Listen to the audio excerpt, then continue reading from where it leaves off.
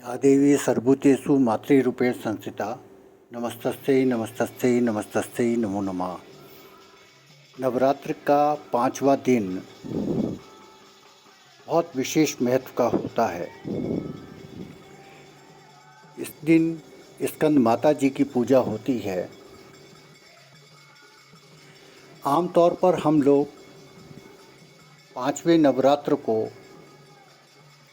बहुत अधिक महत्व नहीं देते हैं और विशेष पूजा अर्चना नहीं करते हैं, लेकिन यह हम भूल करते हैं, चूक करते हैं। 5वां नवरात्र विशेष तौर पर करना चाहिए। ऐसी माताएं और बहनें जिनके संतान नहीं हैं, संतान सुख से वंचित हैं, ऐसी माताएं और बहनों के लिए 5वां नवरात्र विशेष मंगलकारी होता है। माँ क्या है? माँ हमारा जीवन है, माँ हमारा धूप है, हमारी छाँव है, हमारा जीवन है, हमारी सांस है, हमारा उत्थान है, हमारा बौद्धिक विकास है, हमारा शारीरिक विकास है। माँ नहीं हो तो इस सृष्टि की कल्पना नहीं कर सकते। माँ अपने लिए नहीं जीती, अपने बच्चे के लिए जीती है और उसको जन्म देने में माँ जितने कष्ट उठाती है, कोई दूसरा प्राणी नहीं उठा सकता। प्रारंभिक 3 महीने गर्भ में वो बीजत्व के होते हैं, शिवत्व के होते हैं। चौथे महीने से बच्चे का विकास होना प्रारंभ होता है और ऐसी मान्यता है कि 5वें महीने से बच्चे का बौद्धिक विकास होना शुरू हो जाता है, यानी वो शिशु के रूप में आकार लेना शुरू कर देता है। तो ये 5वां महीना मातृशक्ति को समर्पित है। ब्रह्मा जी ने जब सृष्टि की रचना की तो मानस पुत्रों को जन्म दिया, लेकिन सृष्टि बढ़ी नहीं, विकास नहीं हुआ, जहाँ थी वहीं रह गई। वही आयु, वही रूप, वही रंग, सृष्टि में कोई हलचल नहीं, कोई चेतना नहीं, कोई रंग नहीं, कोई आकार नहीं, कोई संगीत नहीं, कोई सुर नहीं, कोई ताल नहीं, कोई वाणी नहीं। भगवान शंकर जी ने कहा कि ऐसे कैसे चलेगा?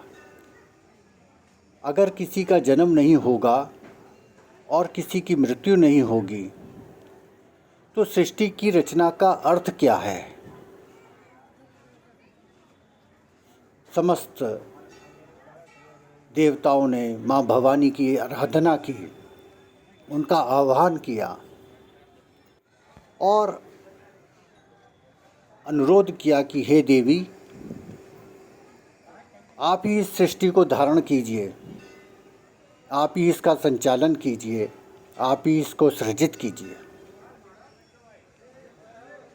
लेकिन इस बीच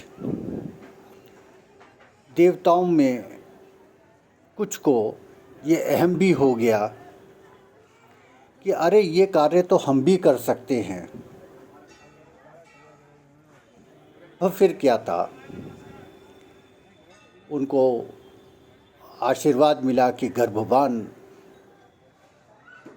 हो जाइए। अहम के कारण देवताओं ने माँ शक्ति की अवहेलना की। शुरुआत के महीनों में तो कुछ बात नहीं हुई, लेकिन जैसे जैसे शिशु ने आकार लेना शुरू किया, हलचल शुरू हुई, देवता माँ भवानी के चरणों में गिर गए, बोले हे भगवती, हमें इससे छुटकारा दिलाइए। हम पापी हैं, हमने अहंकार वश आपका तिरस्कार किया देवी। ये कार्य आप ही कर सकती हैं और कोई नहीं कर सकता। भगवान शंकर और पार्वती जी का मिलन होता है और देवी भगवती माँ पार्वती गर्भ धारण करती हैं। पहली प्रसूता स्त्री पार्वती जी होती हैं और उसके बाद कार्तिकेय जी का जन्म होता है, स्कंद कुमार जी का जन्म होता है। इसलिए वो स्कंद माता कहलाई गईं।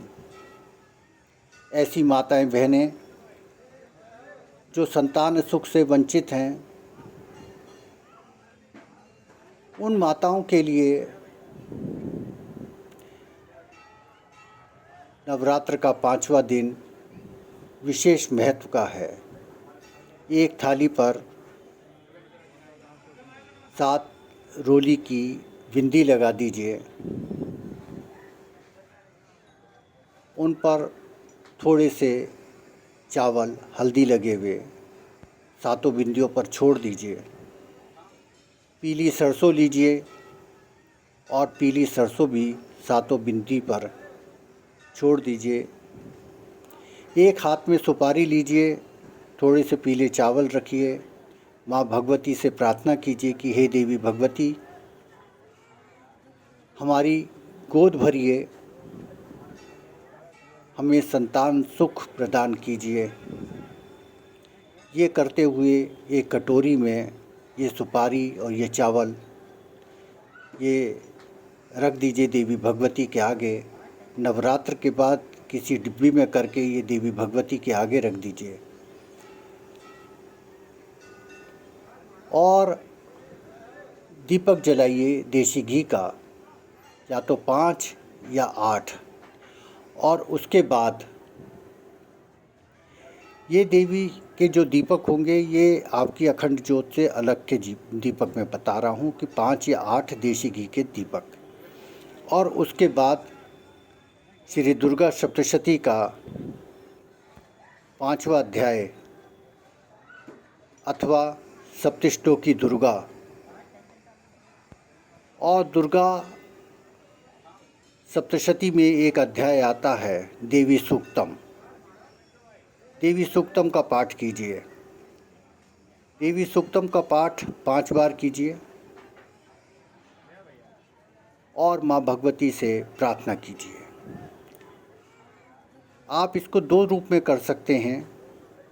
सप्तश्लोकी दुर्गा, दुर्गा सप्तशती का 5वां अध्याय देवी सूक्तम, अथवा 5वां अध्याय देवी सूक्तम, अथवा श्री दुर्गा सप्तशती का 5वां अध्याय और सिद्ध कुंजी का स्तोत्र। जो भी आपको उचित लगता हो, जो भी आप कर सकते हो, इसका पाठ कीजिए। माँ भगवती आपकी मनोकामनाओं को, मेरा पूर्ण विश्वास है, पूरा करेंगी, आशीर्वाद देंगी। तो इसलिए कृपया स्कंद माता जी की अवश्य पूजा कीजिए। जो सौभाग्यवती स्त्री हैं, विवाहित स्त्री हैं, वो भी अपनी घर की मनोकामना के लिए, घर की सुख शांति समृद्धि के लिए माँ स्कंद माता जी की पूजा करें। यहाँ मैं एक बात और बताता हूँ कि स्त्री को, नारी को भगवान ने अपने समकक्ष रखा है। स्त्री यदि पूजा करती है तो पूरे परिवार को लगती है। इसलिए स्कंद माता जी की पूजा आप अवश्य कीजिए। माँ के स्वरूप को आप तभी जान सकते हैं जब आप 5वां नवरात्र विधि विधान से करते हैं। कभी आप इस पर भी विचार कीजिएगा कि ये नवरात्र में 9 रात्रियाँ ही क्यों हैं, 9 देवियाँ ही क्यों कही गई हैं। देखिए 3, 6, 9 जो बच्चे का विकास होता है, शिशु का विकास होता है गर्भ में, वो भी 3 चरणों में ही होता है। पहला चरण उसका बीजत्व होता है, भ्रूण के रूप में होता है।